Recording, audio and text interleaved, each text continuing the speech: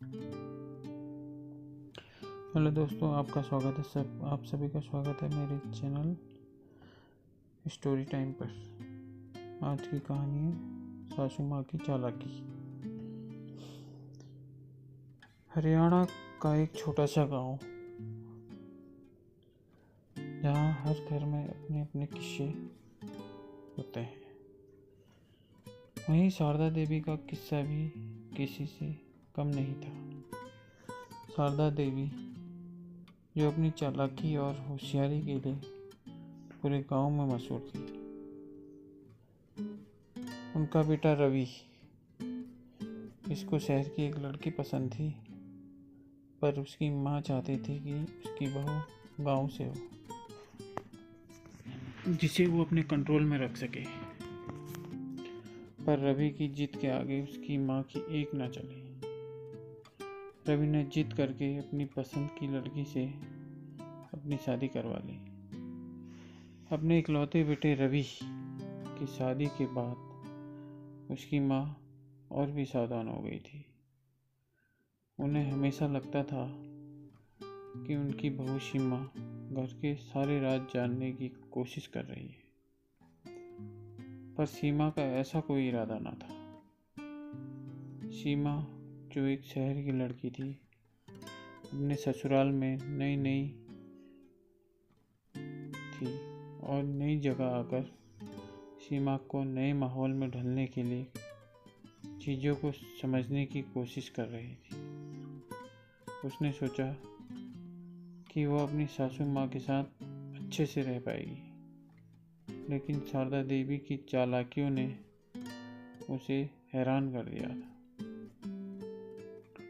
सीमा ने महसूस किया कि शारदा देवी हमेशा उसके काम में उसे व्यस्त रखने की कोशिश करती है, ताकि वो घर के फैसलों में हिस्सा न ले सके। एक दिन जब रवि घर पर नहीं था, शारदा ने सीमा से कहा, बहू, जरा बागवानी का काम देख लो, मुझे कुछ काम है। सीमा ने बिना कुछ कहे काम करना शुरू कर दिया। एक दिन शारदा ने सीमा को रसोई में खाना बनाने के लिए भेजा और खुद रवि के साथ बैठकर बातें करने लगी। उन्होंने रवि को समझाने की कोशिश की कि सीमा का ध्यान घर पर कम और अपनी सहेलियों पर ज़्यादा रहता है। इतने में ही सीमा चाय बना कर ले आई और उसकी सास उसे आता देख चुप हो गई। वह रवि के कान भर रही थी, क्योंकि उन्हें अपनी बहू कतई पसंद नहीं थी। उसके रहने और काम करने के तौर तरीके अलग थे। सीमा के किचन में जाते ही उसकी माँ बोली, रवि बेटा, मैं तुम्हें एक बात बताना चाहती हूँ। सीमा हर वक्त अपने दोस्तों के साथ फोन पर लगी रहती है। उसे घर की कोई परवाह नहीं है।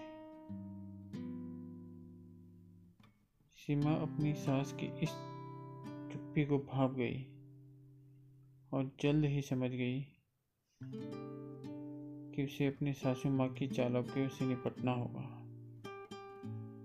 उसने सोचा, अगर मैं सीधी तरीके से कुछ कहूँगी तो बात और भी कर सकती है, इसलिए मुझे भी थोड़ा चालाक होना पड़ेगा।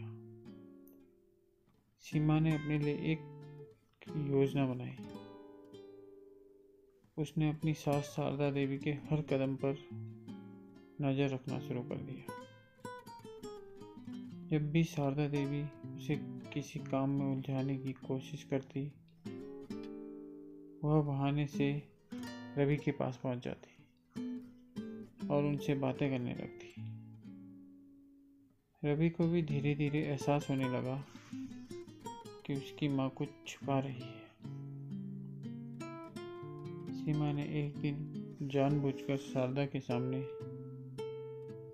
अपने दोस्तों को फोन कर लंबी बात करनी शुरू की। जब शारदा देवी ने इस पर टोकने की कोशिश की तो सीमा ने हंसते हुए कहा, माँ जी, मैं अपनी सहेलियों से आपके लिए कुछ अच्छा लाने की बात कर रही थी। आप ही बताइए, आप क्या पसंद करेंगी? शारदा देवी को कोई जवाब नहीं सूझा और वो चुप हो गई।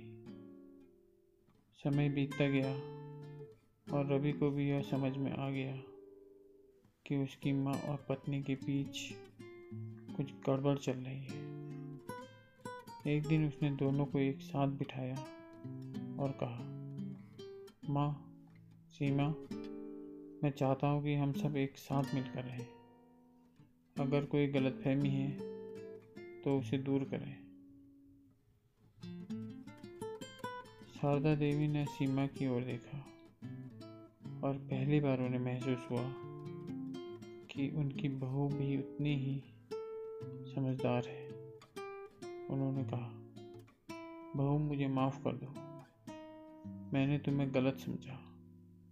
मुझे डर था कि तुम मेरे बेटे को मुझसे दूर कर दोगी। ये सुनकर सीमा बोली, माँ जी, आप सोच रही होंगी ये शहर की लड़की है तो मुझसे मेरे बेटे को छीन कर दूर कर देगी, पर मैं नहीं चाहती हूँ कि आप लोग दूर हो जाएं। मैं आप सभी परिवार मिलकर रहे ताकि मुझे भी अपने माता पिता की कमी महसूस ना हो। इसी के साथ ये कहानी यहीं पर समाप्त होती है। Please like, subscribe for more stories. Thank you guys.